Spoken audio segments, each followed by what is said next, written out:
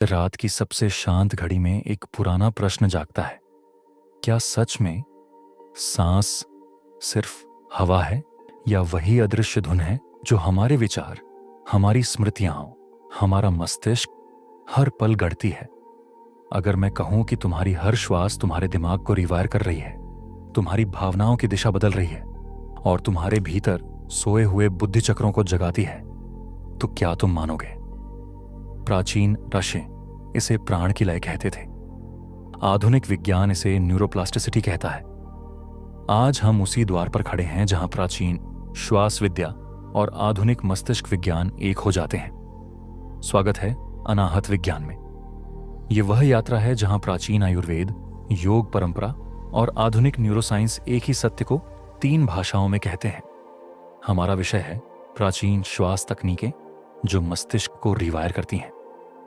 यह केवल तकनीक नहीं, यह स्मरण है कि तुम्हारी सांस ही तुम्हारा पहला गुरु है। आज हम जानेंगे कि सही वातावरण में, सही विधि से, सही लय में की गई श्वास कैसे भय को शांत करती है, ध्यान को गहरा करती है और थके हुए मस्तिष्क फिर से प्रशिक्षित करती है। और हां, यह सब वैध है, करुणामय है और तुम्हारे अनुभव के लिए सत्यापनीय है। प्राणा मीन्स लाइफ फोर्स एंड आयाम मीन्स एक्सपेंशन। प्राणायाम का अर्थ है प्राण का विस्तार। प्राणायाम साधनाएं शरीर और मन में प्राण को भरती हैं, उसे सुव्यवस्थित करती हैं। प्राणायाम तुम्हारी जीवन शक्ति बढ़ाता है, तुम्हारे मस्तिष्क की लय को संतुलित करता है और मन को स्थिर करता है।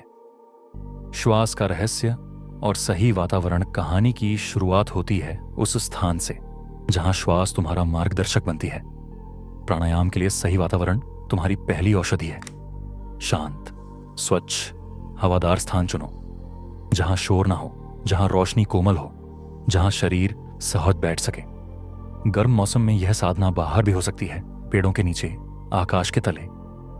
घर के भीतर एक निश्चित कोना चुन लो जिसे तुम रोज के अभ्यास की ऊर्जा से पवित्र बना दो। यही स्थान धीरे धीरे तुम्हारे मन के लिए सुरक्षा कवच बन जाएगा।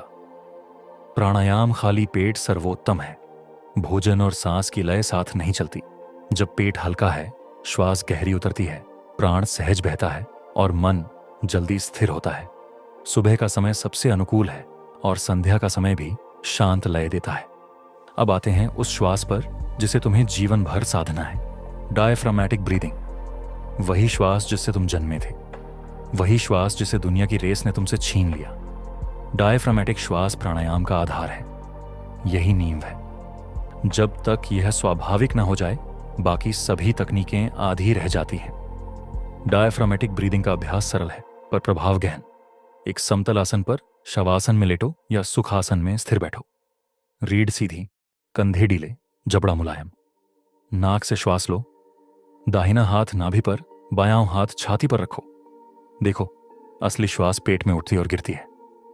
श्वास अंदर जाए तो उधर सहज फैलता है, श्वास बाहर आए तो उधर सहज सिमटता है। किसी प्रकार का जोर नहीं, किसी प्रकार की ध्वनि नहीं, केवल एक शांत लय। कुछ मिनटों में तुम्हें महसूस होगा कि श्वास लंबी हो रही है, बिना किसी प्रयास के। यह वही संकेत है कि तुम अपने डायफ्राम से श्वास ले रहे हो। यही श्वास वात दोष को शांत करती है, तंत्रिका तंत्र को सुकून देती है और तुम्हारे मस्तिष्क के भय केंद्रों को धीमा करती है। जब यह श्वास स्वाभाविक हो जाए, तब हाथ हट जाए पर लय बनी रहे। यह स्वचालित होना चाहिए, जैसे चलना, जैसे सोना। यही पहली देहरी है। अब सुनो एक छोटी उपमा। जब दीपक पर हवा संतुलित होती है, लौ स्थिर रहती है। जब हवा असंतुलित होती है, लौ कांपती है। मन वही दीपक है, श्वास वही हवा। श्वास संतुलित तो मन स्थिर, श्वास असंतुलित तो मन चंचल। प्राचीन आचार्यों ने मन को जीतने का पहला द्वार श्वास को माना। आधुनिक विज्ञान कहता है कि डायफ्रामेटिक श्वास वेगस नाड़ी को सक्रिय करती है, जो हृदय की धड़कन, भावनात्मक प्रतिक्रिया और ध्यान सामर्थ्य को संतुलित करती है। भाषा अलग है, सत्य एक है। यहां एक पैटर्न इंटरप्ट। क्या तुमने कभी देखा है कि चिंतित होने पर श्वास गले में अटक जाती है और शांत होने पर नाभि तक उतर आती है? अगर श्वास ही मन का बारोमीटर है, तो क्या श्वास मन की औषधि भी नहीं है? प्राण का विज्ञान नाड़ियाओं और नाड़ी शोधन अब बढ़ते हैं उन मार्गों की ओर जहां श्वास ऊर्जा के रूप में बहती है। योग परंपरा कहती है कि शरीर में 3 प्रमुख नाड़ियां हैं, इड़ा, पिंगला और सुषुम्ना। इड़ा शीतल, चंद्र जैसी, अंतर्ज्ञान और शांति का मार्ग। पिंगला उष्ण, सूर्य जैसी, क्रिया और ऊर्जा का मार्ग। और सुषुम्ना वह केंद्रीय मार्ग जहां दोनों का संतुलन मिलकर चेतना को जगाता है। जब श्वास का प्रवाह एक ही नासिका में अटका रहता है, मन एक पक्षीय बन जाता है। जब दोनों संतुलित होती हैं, मस्तिष्क के दोनों गोलार्ध सामंजस्य में आते हैं, ध्यान सहज होता है और तुम भीतर की शांत ध्वनि सुन पाते हो। यही कारण है कि डायफ्रामेटिक श्वास के स्वचालन के बाद अगला चरण है नाड़ी शोधन प्राणायाम। इसे बहुत सरलता से समझो। यह श्वास और ऊर्जा की पटरियों को साफ करता है, जैसे सुबह की धूप खिड़कियों पर जमे धुंध को पिघला देती है। अभ्यास की तैयारी। सीधे बैठो, रीढ़ लंबी, गर्दन नरम, कंधे ढीले। दाएं हाथ से विष्णु मुद्रा बनाओ। अंगूठा दाएं नासिका पर हल्के स्पर्श में, अनामिका बाईं नासिका पर। स्पर्श पंखुड़ी जैसा, कोई दबाव नहीं, केवल संकेत।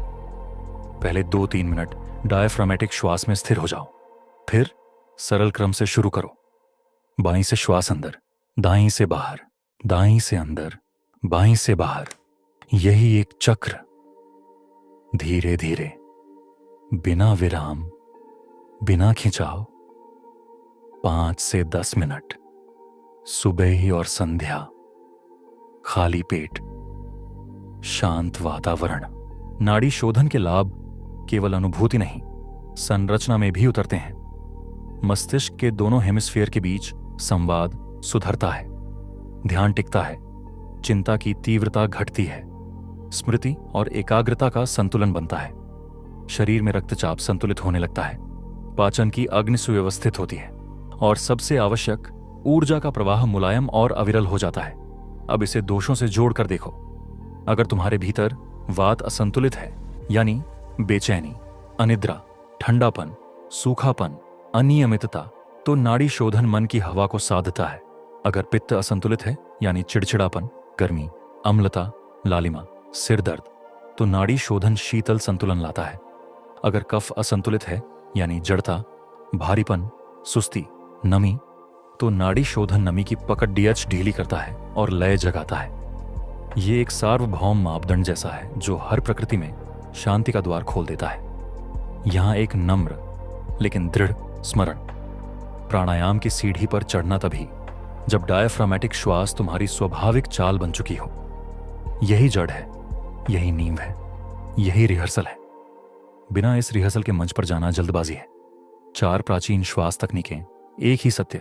अब उस खजाने को खोलते हैं जिसमें 4 प्राचीन तकनीकें हैं, 4 स्वर पर एक ही राग। नाड़ी शोधन, भ्रामरी, भस्त्रिका, शीतली। ये केवल विधियां नहीं, ये अनुभव की सीढ़ियां हैं। पहला, नाड़ी शोधन, मार्ग साफ करना, मस्तिष्क के दोनों तट जोड़ना, मन को मध्य में लाना। इसे तुम सुबह और शाम 5 से 10 मिनट कर सकते हो। खाली पेट, शांत वातावरण, आंखें बंद, श्वास शांत। जो भीतर बिखरा है वह धीरे धीरे एक बिंदु पर टिकने लगता है। दूसरा, भ्रामरी प्राणायाम। इसे भृंग ध्वनि कहा गया। मधुमक्खी की गुंजन जैसी ध्वनि जो खोपड़ी में कंपन उत्पन्न करती है, गले को मुलायम करती है और मस्तिष्क के भय केंद्रों को धीमा करती है। आंखें बंद, गर्दन रीढ़ एक रेखा में, कानों को अंगूठों से बंद, शेष उंगलियां भौहों और नासिकाओं के पास। नाक से श्वास लेकर धीरे धीरे गले से कम ध्वनि में एक लंबी गुंजन। यह अभ्यास रक्तचाप को संतुलित करने में सहायक माना गया, नींद में सुधार देता है, क्रोध और आवेग को पिघलाता है और वोकल पद को सांत्वना देता है। इसका विज्ञान सरल है। यह नाइट्रिक ऑक्साइड की उपलब्धता बढ़ाता है, वेगस नाड़ी को टोन करता है और कपाल में सुकून का एक क्षेत्र बनाता है। तीसरा, भस्त्रिका प्राणायाम, बेलोज ब्रेथ। यह ऊर्जा का शंखनाद है। नाक से तीव्र, समान गति से श्वास लेना और छोड़ना, पेट की दीवार का नियंत्रित स्पंदन। शुरुआत में केवल 15 सेकंड, 3 श्वास तीव्र, फिर सामान्य श्वास, फिर दोहराव। समय के साथ 1 मिनट तक। यह अभ्यास आलस्य को तोड़ता है, कफ की जड़ता हटाता है, फेफड़ों की सफाई करता है, पाचनाग को जगाता है और मन में जागृति लाता है।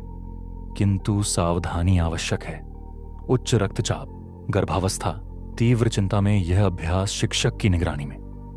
प्राणायाम का धर्म है संतुलन, अतिशय नहीं। चौथा, शीतली, कूलिंग ब्रेथ। जीभ को नलिका की तरह मोड़कर शीतल श्वास अंदर और नाक से उष्ण श्वास बाहर। यदि जीभ न मुड़े तो दांतों को हल्का जोड़कर दांतों से हवा भीतर लो, नाक से बाहर छोड़ो। यह शीतलता केवल मुख में नहीं, मन में उतरती है। पित्त की ज्वाला कम होती है। मुख, आंखें, त्वचा को सुकून मिलता है। पाचन में सहायता, रक्तचाप पर अनुकूल प्रभाव और रात्रि के विश्राम में मधुरता। ग्रीष्म ऋतु में यह प्रकृति के साथ एक अद्भुत समन्वय। अब एक प्राचीन दृष्टांत। कहा जाता है कि एक शिष्य ने गुरु से पूछा, मन क्यों भटकता है? गुरु ने दीपक दिखाकर कहा, जब हवा संतुलित हो तो लौ स्थिर है, पर तूफान में वही लौ कांपती है। फिर गुरु ने 4 छोटे पात्र रखे, एक में सुगंधित जल, एक में घंटी, एक में धौंकनी, एक में शीतल हवा। गुरु ने कहा, जब मन में धूल हो तो नदी में स्नान करो यानी नाड़ी शोधन। जब मन में शोर हो तो गुंजन करो यानी भ्रामरी। जब मन में जड़ता हो तो धौंकनी चलाओ यानी भस्त्रिका।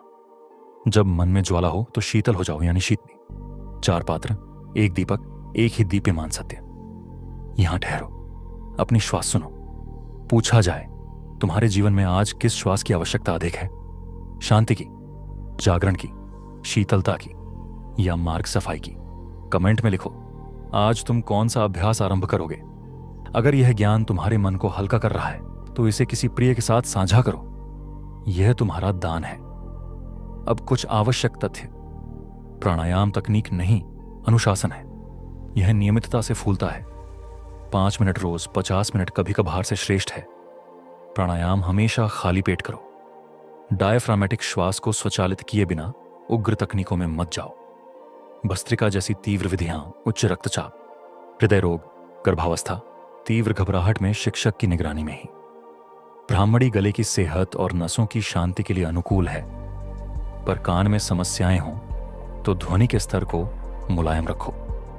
शीतली शीत ऋतु की भोर में नहीं, ग्रीष्म की तपिश में श्रेष्ठ है। नाड़ी शोधन हर स्थिति में एक कोमल सहारा है, पर श्वास की लंबाई पर जोर नहीं, लय पर प्रेम रखो। और हां, प्राणायाम ध्यान का द्वार है, पर ध्यान का विकल्प नहीं। श्वास मन के लिए मार्ग साफ करती है, ध्यान आत्मा के लिए द्वार खोलता है। दोनों का मिलन ही पूर्ण चिकित्सा है। विज्ञान की भाषा में कहो तो प्राणायाम स्वायत्त तंत्रिका तंत्र का पुनर्संतुलन करता है और ध्यान प्रीफ्रंटल कॉर्टेक्स की कार्यक्षमता को परिपक्व करता है। सरल शब्दों में, श्वास तुम्हें शांत बनाती है, ध्यान तुम्हें स्पष्ट बनाता है। श्वास भीतर 100, श्वास बाहर हम। यह बीज मन को षड्यंत्र से निकालकर सत्य में लाता है। श्वास ध्वनि चक्र का यह त्रयी संगीत आत्मनियंत्रण की सबसे सरल पर सबसे गहरी कुंजी है। ज्यामिति क्या है? वही जो प्रकृति हर पल रचती है। श्वास का अंडाकार पथ, नाड़ी शोधन का त्रिभुज, चक्रों के मंडल। जब तुम इन मंडलों के अनुरूप श्वास करते हो तो शरीर मन प्राण एक ही ज्यामिति में नृत्य करते हैं। यह आत्म विजय की शुरुआत है। यह वह विज्ञान है जिसे हराशी अनुभव से जानते थे और आज हम प्रयोग से जान रहे हैं। अब हम आरंभ पर लौटते हैं। श्वास केवल हवा नहीं, तुम्हारी आंतरिक धुन है। तुम्हारी हर श्वास तुम्हारे मस्तिष्क की तंत्रिकाओं पर एक कोमल रेखा खींच रही है, भय की स्मृतियों को पिघला रही है, नई शांति की परतें जमा रही हैं। तुम्हारा मन टूटा नहीं, वह केवल असंतुलित था, और संतुलन की भाषा श्वास है। प्राचीन ऋषियों की वाणी और आधुनिक विज्ञान की स्क्रीन दोनों यही कहती हैं। श्वास को साधो, मस्तिष्क स्वयं नई लय सीख लेगा, और जब मस्तिष्क नई लय सीख ले तो तुम अपने ही भीतर एक नया आकाश पाओगे। अगर आज तुम्हें अपने भीतर शांति की एक हल्की रोशनी महसूस हो रही है तो इसे संभालो। इसे 5 मिनट रोज की साधना में बदलो। कमेंट में लिखो, तुम कौन सी श्वास से आज से शुरुआत करोगे? नाड़ी शोधन, भ्रामरी, भस्त्रिका या शीतली? अगर यह यात्रा तुम्हारे किसी अपने के लिए उपयोगी हो सकती है तो उसे भेजो। और हां, इस ज्ञान की धारा से जुड़े रहने के लिए चैनल को सब्सक्राइब करो। यह केवल शुरुआत है। मंदिर के द्वार खुल रहे हैं। स्वागत है भीतर की उस स्थिरता में जहां हर सांस एक प्रार्थना है और हर मौन एक औषधि।